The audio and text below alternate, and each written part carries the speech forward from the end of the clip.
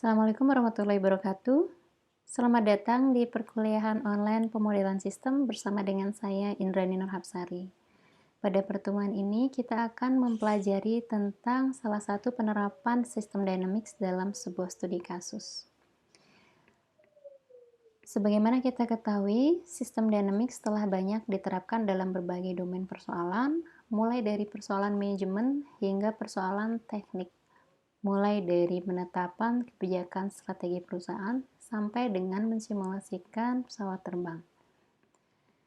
Mengembangkan sebuah model yang memberikan insight mendalam bukan merupakan hal yang mudah, melainkan memerlukan latihan dan pengalaman yang sangat banyak. Namun, lebih sulit lagi adalah menerapkan model tersebut dalam dunia nyata. Potensi terbesar muncul ketika kita mencoba memodelkan sebuah mental model perusahaan dan mencoba untuk men-challenge untuk mengubah mental model yang sudah ada. Pada umumnya, semakin mendasar mental model yang ingin kita ubah, maka semakin defensif klien akan resisten terhadap rekomendasi yang kita berikan. Untuk itu, supaya klien bisa bekerja sama dengan baik, kita perlu melibatkan klien dalam proses pemodelan sejak awal agar klien memahami bahwa mental model yang selama ini mereka gunakan memiliki kekurangan yang harus diubah. Pada materi ini kita akan membahas studi kasus yang mengilustrasikan proses pemodelan tersebut dalam dunia nyata.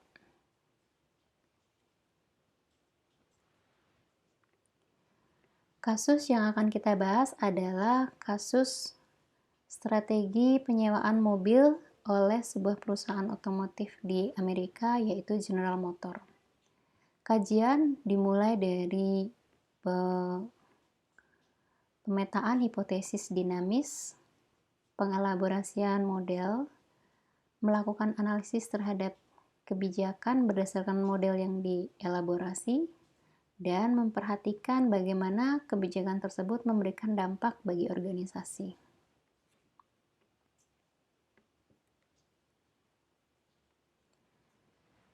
Studi kasus ini dimulai sejak tahun 90-an di mana pasar jual beli mobil bekas mulai berkembang. Sebelumnya, jual beli mobil bekas tidak begitu populer. Jikapun ada, merupakan pasar yang benar-benar terpisah dari jual beli mobil yang baru. Kenapa? Karena masyarakat Amerika umumnya memiliki mobil dalam jangka waktu yang cukup lama, lebih dari 6 tahun. Dengan demikian, menjual mobil bekas yang berusia lebih dari 6 tahun tidak sebanding dengan pasar jual beli mobil yang baru karena memiliki karakteristik kualitas mobil yang jauh berbeda. Namun, mulai tahun 90-an berkembanglah superstore mobil bekas yang mulai merusak pasar mobil baru. Hal ini ditunjukkan dengan pertumbuhan penjualan superstore mobil bekas yang sebelumnya bukan pesaing dari penjualan mobil baru, sampai mampu menghasilkan keuntungan lebih dari 13 miliar dolar di tahun 98. Di samping itu, vendor mobil internet juga mulai berkembang. Banyak analis percaya kombinasi antara superstore mobil bekas dengan penjualan via internet akan menjadi sebuah titik revolusi dari pasar otomotif retail saat itu. Kemudian tahun 95, beberapa senior manager di General Motors mulai khawatir terhadap dampak dari superstore terhadap bisnis penjualan mobil milik GM. Apakah pasar mobil bekas tersebut bisa mengganggu pasar utama dari GM? Ataukah GM harus memotong harga untuk bisa bertahan terhadap persaingan yang baru? Dan bagaimana GM bisa merespon tren tersebut? Pada saat itu masih sedikit penelitian yang membahas tentang perilaku pasar mobil bekas. Sehingga sejumlah senior manager di GM mendiskusikan concern ini dan membentuk tim untuk menyelesaikan isu tentang superstore mobil bekas. Mereka mengembangkan sebuah diagram sederhana yang menunjukkan stok dan flow dari mobil baru dan mobil bekas dan beberapa feedback yang mempengaruhi persediaan tersebut. Pada gambar ini, bagian kiri diagram menunjukkan adanya stok dan flow yang ada di perusahaan. Diawali dengan new car inventory atau persediaan mobil baru di kiri atas.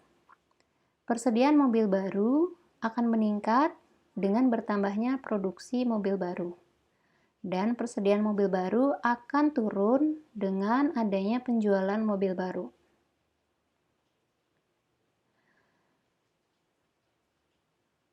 Orang yang menjual mobilnya kemudian membeli mobil baru lagi ditetapkan berdasarkan rata-rata trade-in time yang didefinisikan sebelumnya.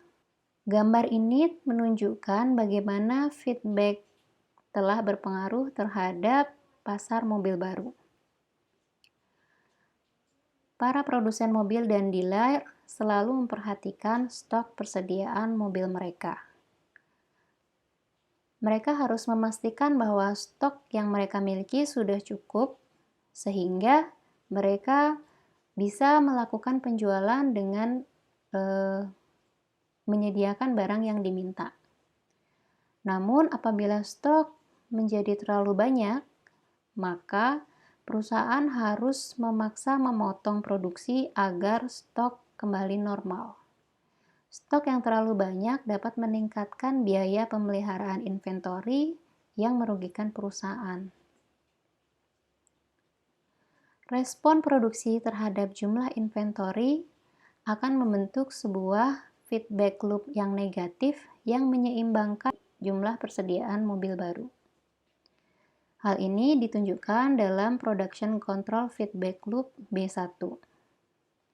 Namun demikian, produsen mobil seringkali enggan untuk memotong jumlah produksi mereka, dan jikapun mereka bersedia untuk memotongnya, mereka memerlukan waktu, sehingga di sini dituliskan adanya delay dalam proses penghentian produksinya.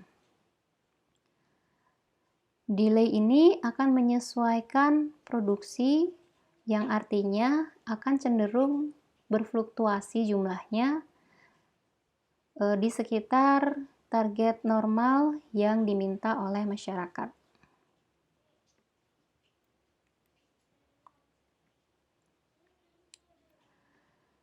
Respon yang kedua terhadap banyaknya inventory coverage adalah perusahaan berusaha untuk menurunkan harga jual dari mobil. Dengan menurunkan harga mobil, diharapkan masyarakat akan tertarik untuk membeli mobil tersebut. Jika persediaannya terlalu tinggi, maka dealer akan bersedia untuk memotong margin profit mereka, dan manufaktur juga akan menawarkan insentif seperti cashback atau bunga pinjaman yang rendah, sehingga memudahkan para pembeli untuk membeli mobil dengan harga yang lebih rendah. Harga yang lebih rendah akan membuat mobil baru lebih menarik dibandingkan dengan mobil yang sudah mereka miliki, sehingga orang akan cenderung untuk menjual mobil lama mereka dan membeli mobil baru, sehingga inventory di dealer dan di pabrikan kembali ke normal. Hal ini membentuk negative pricing loop dari B2.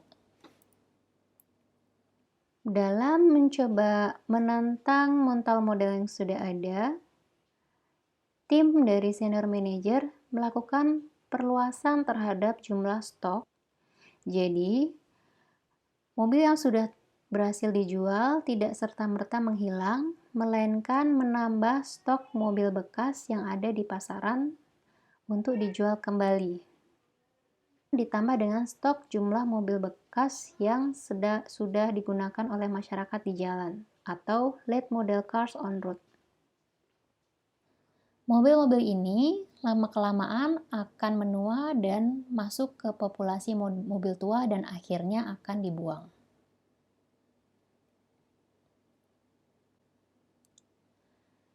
Perspektif stock dan flow memotivasi para tim modeling untuk bertanya di mana sebenarnya superstore mobil bekas itu mendapatkan persediaan yang sangat banyak dan dengan kualitas mobil yang sangat baik. Sebagian dari jawaban pertanyaan tersebut adalah adanya peningkatan kualitas dari mobil baru. Kualitas dan durabilitas dari mobil baru cukup meningkat signifikan daripada tahun 80-an. Namun demikian, peningkatan kualitas mungkin tidak bisa menjelaskan peningkatan superstore itu sendiri. Karena peningkatan kualitas mungkin justru akan memperpanjang siklus trade-in. Orang-orang akan cenderung menggunakan mobilnya dalam jangka waktu yang lebih lama sehingga mengurangi persediaan dari mobil bekas. Namun pada kenyataannya, persediaan mobil bekas itu terus meningkat sehingga superstore pun mulai terus berkembang. Jawaban sebenarnya yang terjadi adalah karena adanya leasing atau model bisnis sewa mobil.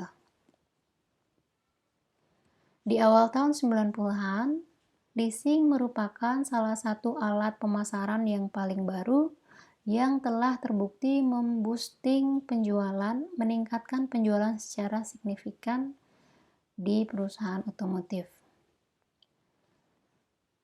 Bisnis leasing menawarkan sebuah mobil dengan menyewakan mobil tersebut selama periode 2-4 tahun. Semakin tinggi nilai sisa hasil sewa setelah periode leasing itu berakhir, maka semakin rendah jumlah biaya sewa yang harus dibayarkan.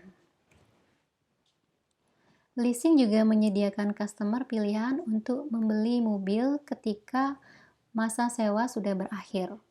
Misalkan, seseorang menyewa mobil dalam jangka waktu 2 tahun dan dalam jangka waktu 2 tahun masa sewa berakhir, orang tersebut dapat membeli mobil tersebut berdasarkan nilai residu yang tersisa.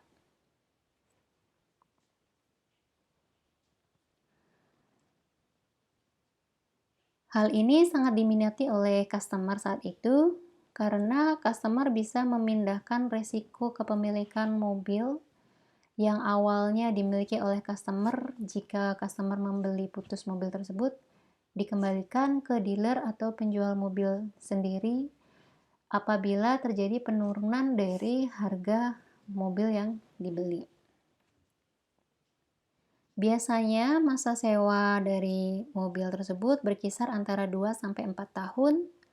Hal ini menstimulasi penjualan dengan memutus siklus jual ulang mobil yang sudah ada, yang biasanya 6 tahun menjadi rata-rata 3 tahun.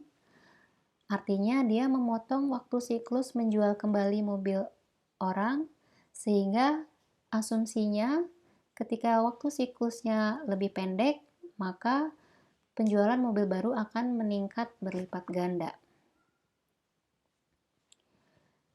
Leasing mulai meningkat dari 4,1% dari seluruh penjualan mobil baru di tahun 90 menjadi 22% di tahun 1997. Ketika inventory meningkat, maka produsen mobil akan meningkatkan insentif agar biaya sewa bisa lebih turun melalui subsidi sewa. Subsidi sewa akan menurunkan biaya sewa dengan asumsi nilai residu yang lebih tinggi, nilai bunga yang lebih rendah, dan nilai kapital awal yang lebih rendah. Nilai biaya sewa yang lebih rendah meningkatkan ketertarikan orang dalam menyewa mobil baru dan mempengaruhi orang untuk menjual mobil yang sudah mereka miliki saat ini dan memilih untuk menyewa kendaraan yang lebih baru.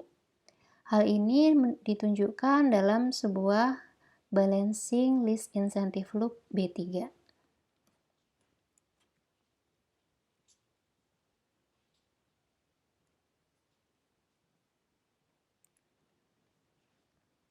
Semakin pendek rata-rata periode masa sewa, maka semakin pendek juga periode orang menjual kembali mobilnya. Oleh karena itu, semakin tinggi penjualan tersebut, hal ini membentuk balancing list term loop B4. Dengan asumsi bahwa seluruh pembeli mobil baru berpindah ke menyewa mobil baru, hal ini berarti bahwa rata-rata trade-in cycle time-nya akan dipotong setengahnya menjadi 3 tahun dan penjualan mobil baru akan berlipat ganda. Jika tidak, kondisi else-nya, maka semakin tingginya jumlah mobil sewa yang sudah habis masa sewanya, maka mobil bekas di pasar akan dibanjiri oleh mobil-mobil bekas yang berkualitas seperti baru. Hal ini akan mengakibatkan anjloknya harga mobil bekas karena stok yang terlalu banyak. Sehingga orang-orang akan lebih memilih untuk off-lease vehicle sehingga meningkatkan trade-in time dan mengembalikan mobil bekas ke stok di pasar di jalanan. Hal ini ditunjukkan dalam The Balancing Used Car Market Loop B5.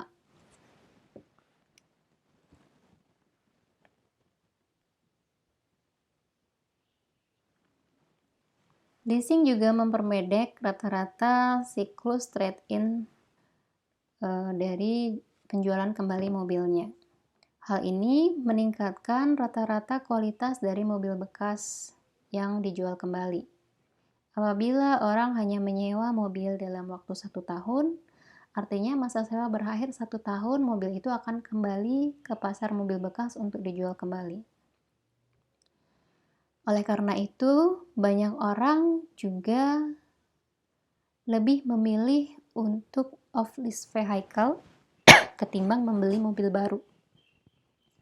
Orang akan memilih untuk mengambil mobil sewa tersebut daripada membeli mobil yang baru. Rata-rata waktu trade-in secara keseluruhan akan meningkat sehingga membentuk The Balancing Used Car Quality Loop B6.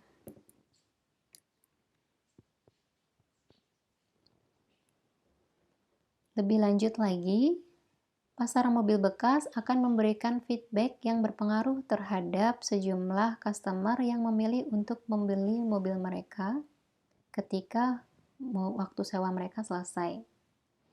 Jika setelah mereka selesai menyewa, harga mobil bekasnya lebih tinggi daripada nilai residu yang tertulis di leasing, maka customer bisa membeli mobil tersebut di bawah harga pasar. Maka dengan hal itu customer retention akan meningkat. Jika mobil bekas jatuh di bawah nilai residu, maka retensi pun akan jatuh lebih banyak lagi. Karena customer akan memilih untuk mengembalikan mobil tersebut kepada pemberi sewa.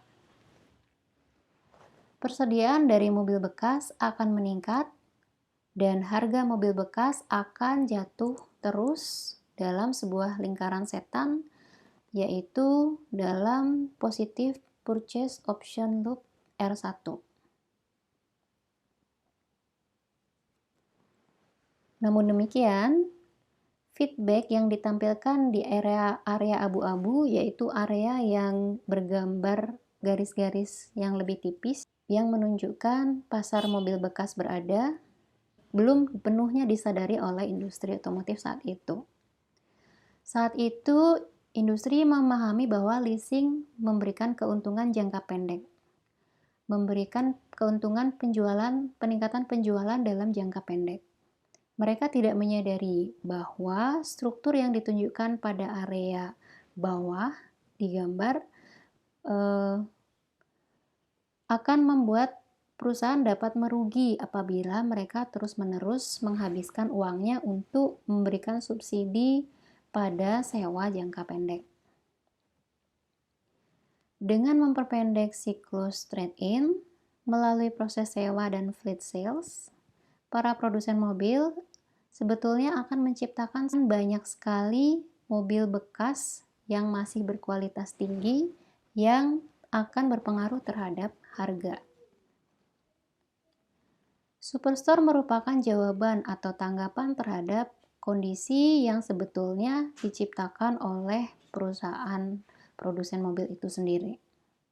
Dengan adanya jumlah mobil bekas yang berkualitas semakin banyak akan mensuplai persediaan mobil bekas di superstore dan menarik masyarakat untuk membeli mobil bekas berkualitas baru ketimbang membeli mobil yang baru dengan harga yang cukup signifikan berbeda. Tim modeling kemudian mewawancarai orang-orang di organisasi untuk memahami isu dan mengumpulkan data guna mengidentifikasi area of improvement. Area of improvement yang mungkin yaitu yang pertama, treatment terhadap kompetisi dan segmentasi pasar berdasarkan jenis kendaraan. Karena loyalitas brand dianggap penting, tim juga memisahkan antara pasar GM dan pasar non-GM. Karena banyaknya data yang harus dikumpulkan untuk memisahkan pasar berdasarkan jenis kendaraan, tim membatasi pemisahan pasar GM dan non-GM hanya untuk satu jenis kendaraan saja. Yang kedua adalah pemilahan basis customer. Untuk mengatasi persoalan perilaku dan loyalitas customer, tim modeling memisahkan basis customer ke dalam beberapa kategori, yaitu kategori customer yang menyewa mobil baru, customer yang membeli mobil baru, dan customer yang membeli mobil bekas dengan umur 1-4 tahun. Gambar berikut ini menunjukkan representasi sederhana dari matriks transisi.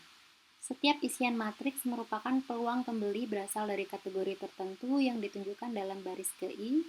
Ketika mereka selanjutnya memutuskan untuk menjual kembali mobilnya, maka akan berpindah ke kategori yang ditunjukkan di bagian kolom ke J.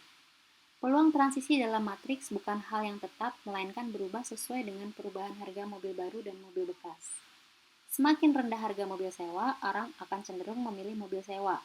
Semakin rendah harga mobil bekas, maka akan meningkatkan pangsa pasar orang yang membeli mobil bekas dengan mengorbankan pembelian mobil baru dan sewa baru.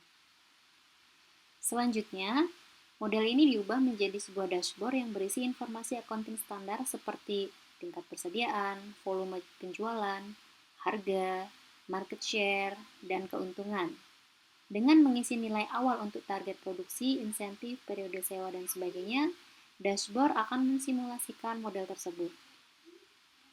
Berdasarkan hasil simulasi, tim mengetahui bahwa dampak penuh dari keputusan sewa memerlukan waktu 5 tahun, di mana meskipun leasing meningkatkan penjualan jangka pendek, hal ini akan menimbulkan masalah ketika banyak mobil off-lease kembali ke pasar.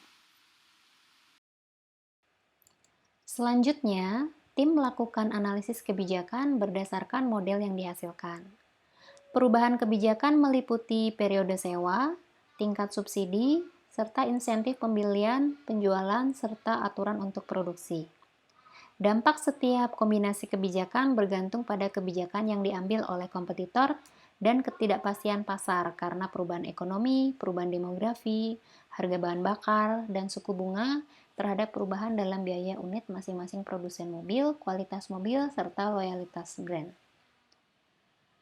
Analisis menunjukkan bahwa keuntungan GM lebih tinggi secara konsisten dengan periode sewa selama 4 tahun. Periode 4 tahun ini lebih unggul daripada berbagai strategi kompetitor serta ketidakpastian yang ada. Periode sewa yang lebih lama memiliki dua manfaat utama.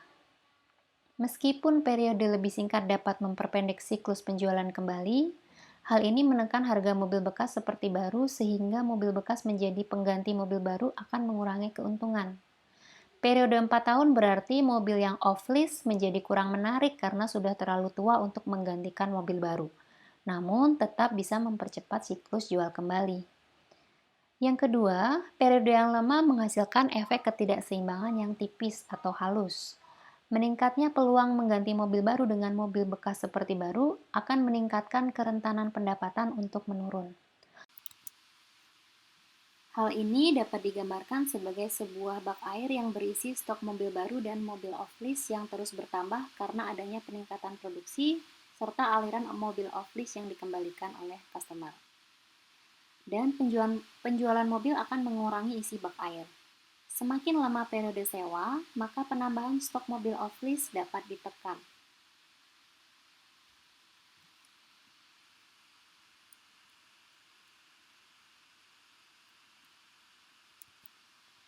Berdasarkan analisis ini, senior manager memutuskan untuk fokus pada penyewaan dengan jangka waktu 3-4 tahun, serta menghapuskan sewa dengan jangka waktu 2 tahun. Mereka juga memilih untuk tidak meningkatkan nilai residu mobil off-lease dan memperhatikan risiko dalam menghitung persediaan. Keputusan ini membuat perusahaan perlu mensubsidi yang lebih mahal dan meningkatkan biaya sewa.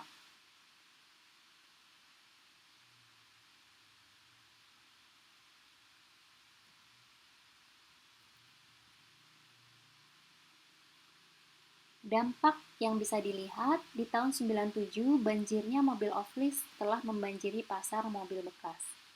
Harga mobil bekas jatuh secara signifikan yang ditunjukkan pada gambar 25 yang dilingkari merah. Data ini menunjukkan gabungan dari seluruh mobil bekas.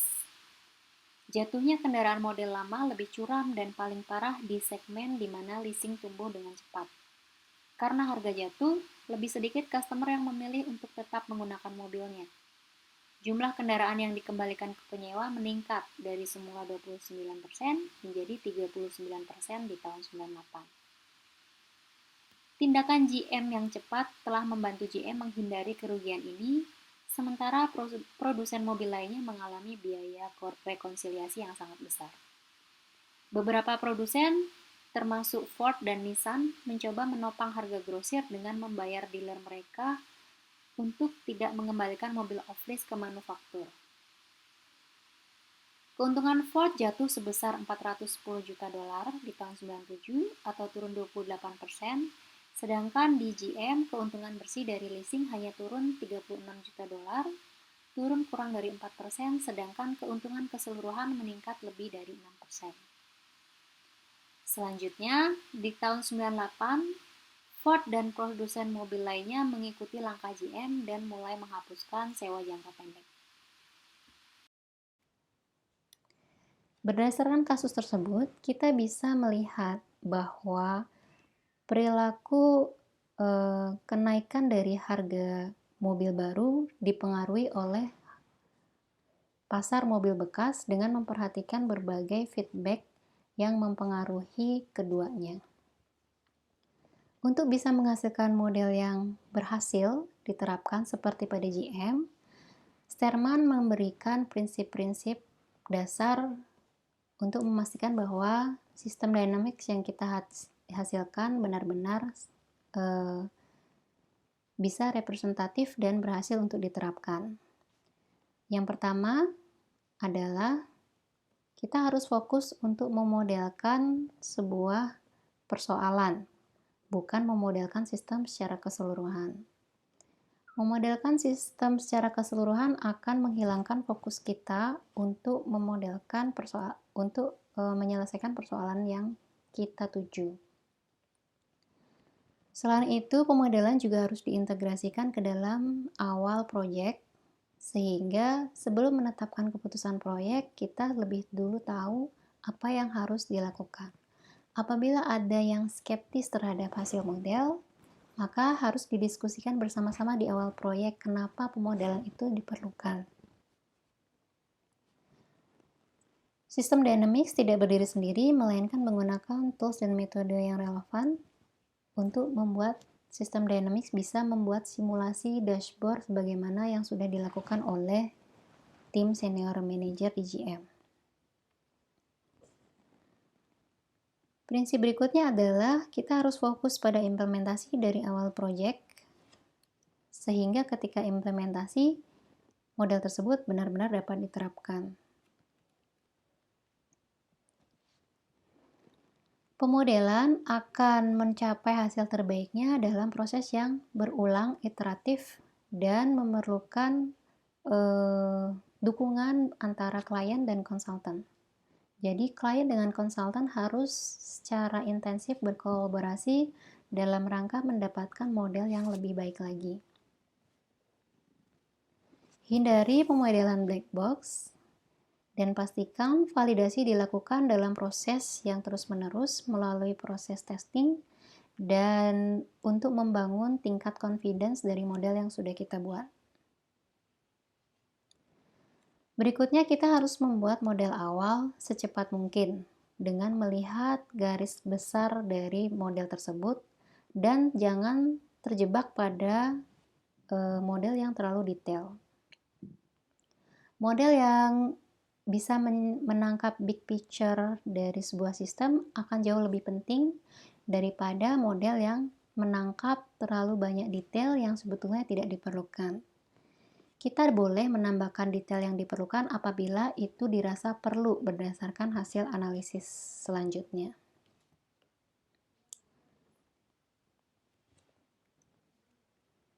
Dan kita harus memahami bahwa implementasi model itu mungkin tidak cukup selesai dalam satu proyek. Mungkin implementasinya perlu diterapkan dalam sejumlah rangkaian proyek untuk menjamin bahwa model tersebut benar-benar fully implemented atau benar-benar dijalankan dengan penuh oleh perusahaan. Demikian pelajaran yang bisa kita ambil dari studi kasus penerapan sistem Dynamics di perusahaan General Motor. Selanjutnya, Anda bisa mengamati studi kasus lainnya dengan mendiskusikan studi kasus berikutnya di buku Sterman, yaitu kasus 2 dan kasus 3. Silakan bagi kelompok genap, Anda bisa mengkaji ke studi kasus yang kedua. Bagi kelompok ganjil, Anda bisa mengkaji studi kasus yang ketiga. Anda buat ringkasan terhadap pengamatan studi kasus tersebut dan kumpulkan sebelum batas waktu yang telah ditentukan. Anda boleh berdiskusi antar kelompok untuk mendapatkan pemahaman lebih menyeluruh dan membagi tugas menjadi lebih ringan. Tapi pastikan seluruh kelompok memberikan kontribusi yang setara sehingga benar-benar ada diskusi antar kelompok yang terjadi, bukan satu kelompok bekerja, kelompok lain hanya mengikuti, ya. Jadi saya percaya Anda akan melakukan kajian ini dan berdiskusi dengan memanfaatkan forum yang telah disediakan. Case 2 yaitu judulnya On Time and Under Budget, The Dynamics of Project Management. Case 3 yaitu Playing the Maintenance Game. Demikian perkuliahan pada hari ini. Assalamualaikum warahmatullahi wabarakatuh.